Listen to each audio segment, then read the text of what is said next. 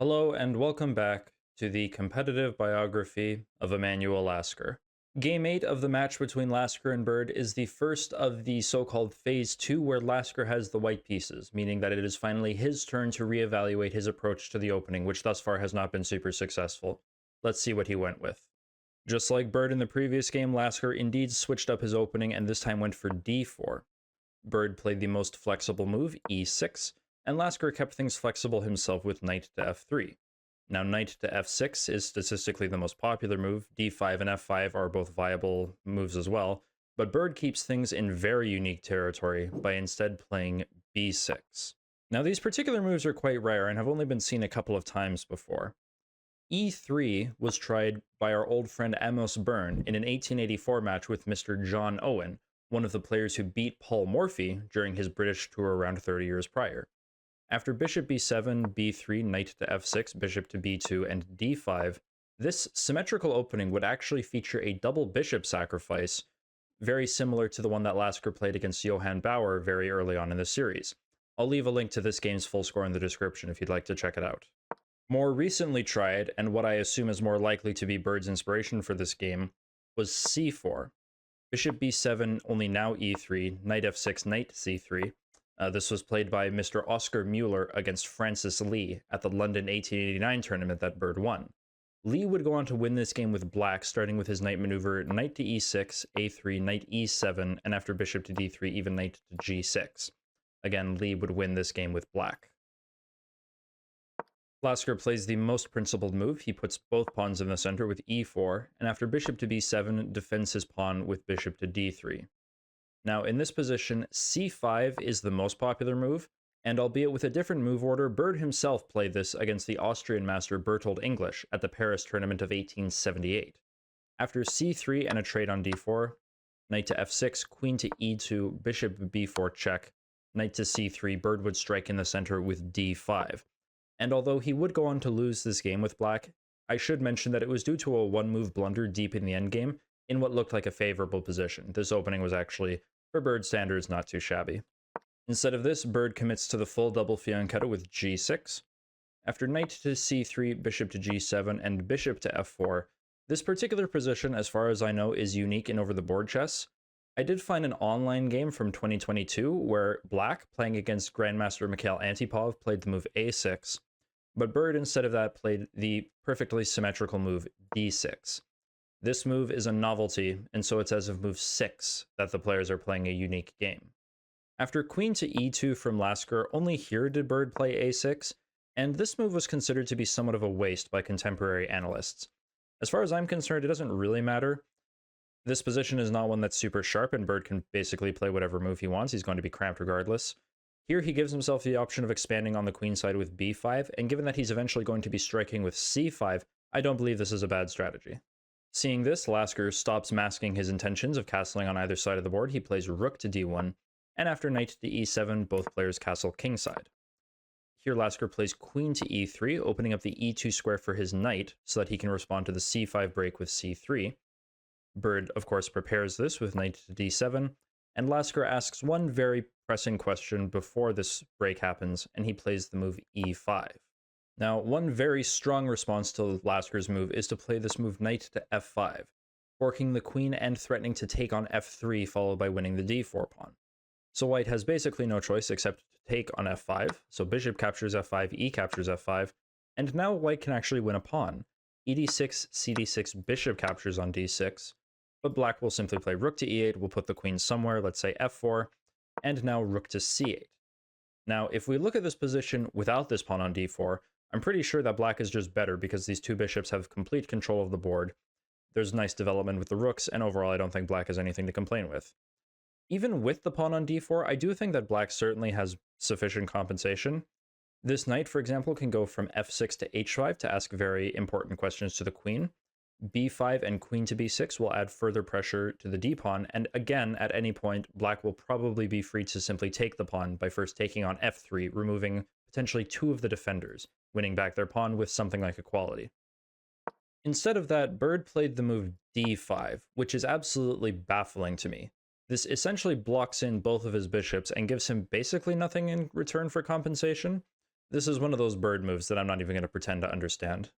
Anyway, the time has come. Lasker moves his knight to e2 so that he can respond to c5 with c3. And here bird plays c4, which I think is very consistent. Rook to c8 was considered better by the contemporaries, but it doesn't really seem to do anything. After some move and trading on d4, yes, black has complete control of the c file, but what squares can they access? White controls all of them, and there's really nothing to be gained from this. I don't think that black can really consider the control of the c file much of an asset. So I fully support Bird's decision to play the move c4 instead, kicking the bishop back to b1, and then he follows it up even with b5. And now, if nothing else, this is a very imposing queenside pawn structure, so naturally it makes sense for Lasker to start going in the other direction, and he begins attacking the kingside with knight to g5. Bird simply kicks this knight with h6, and now a potentially puzzling looking move, knight to h3. This is generally not where you want the knight to go, but Lasker's play very quickly makes sense. After king to h7, bishop to g3, and rook to h8, Bird gets his pieces over to the king side. Lasker has cleared the f-file and is able to play the move f4. Now, the engine is always going to have concerns with these types of games, but Lasker is playing this with very good principles, slowly and gradually gaining as much space as he physically can. Now, he has to be careful not to allow any equalizing pawn breaks, but right now, neither of the pawn breaks on the king side are particularly good for black. He doesn't want to play f6 or f5 and open up the f-file because Lasker is the only one with a rook there, and the g-pawn is pinned. But even if it isn't, once the king goes back to g8, the g5 square is controlled very firmly by white, so this will not get anything for black. So overall, I would say that Lasker's play is very solid. We're only a couple moves away from the time control, so let's get there before we analyze any further. Bird put his king back on g8, Lasker lifted his rook to f3, and after queen to b6, bishop to h4 poking the knight, Bird put this knight on f5. So this is move 20, we have hit the time control, and I think that this is the first game in the series where we've hit the time control without a single trade or capture in any capacity taking place. Very suspicious. Anyway, at this juncture, now that Lasker has been given an extra hour, he's free to contemplate whether or not he wants to take on f5 right away, or keep this streak of no captured pieces going on a little bit further by playing queen to f2.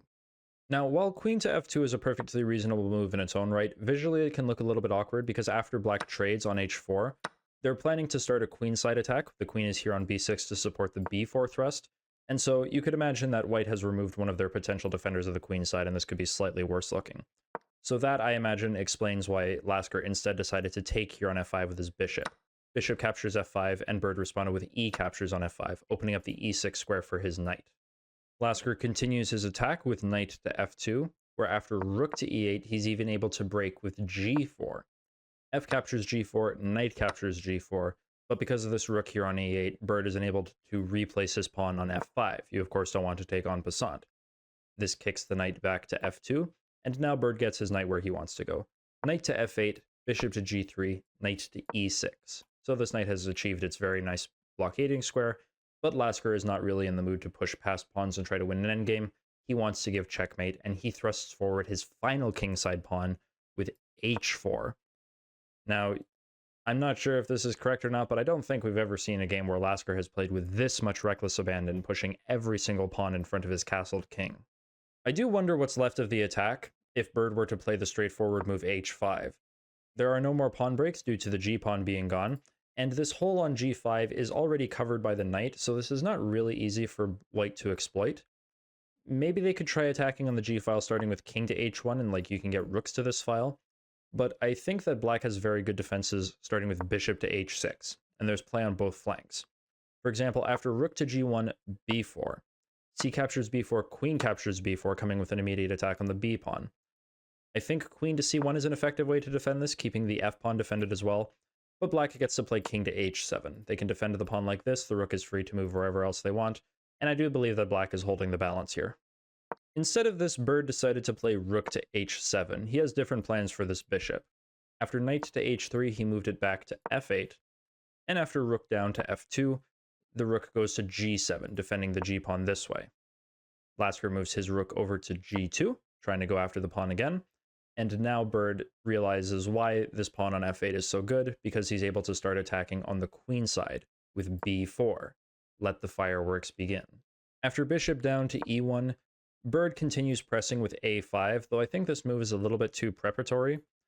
B captures c3 is possible right away, and regardless of which piece white uses to recapture, let's say b captures on c3, bishop to e7 becomes a very important move, because at some point Lasker is going to try to play h5, and this ensures that the g5 square is covered enough times that black can get away with playing g5. The main criticism one could levy against a5 is indeed Lasker's response of h5. Now, it's worth noting that g5 is possible here, but the attack is very complicated. For example, f captures g5, h captures g5, your white plays a very important move, king to h2. After bishop to e7, they have the very powerful shot that I'm not sure that black would be expecting, bishop to h4. And the pressure on this g-pawn is incredibly strong.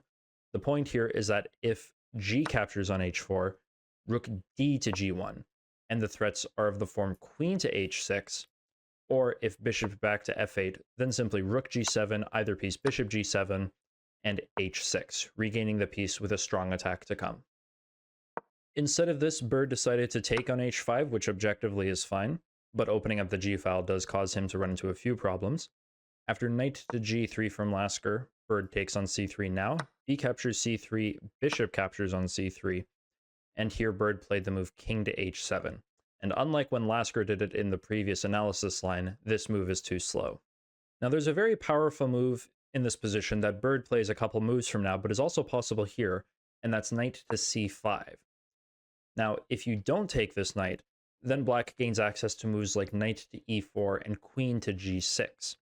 If you do take d captures on c5, then black immediately strikes with d4. C captures b6, d captures on e3, and the problem here is that the rook, which is currently attacked by the bishop, can't move because the knight here on g3 would be hanging. So black regains the material and again has something like equality. Now, as mentioned, Bird instead played the move king to h7, and again, as mentioned, this is too slow. Here Lasker played queen to f3, attacking the h-pawn. Bird put it on h4, kicking the knight, and knight captures on f5. We have a trade on the g-file, rook captures g2, king captures g2, and only now knight to c5. And again, this move is not bad at all, but unfortunately for Bird, it doesn't do anything.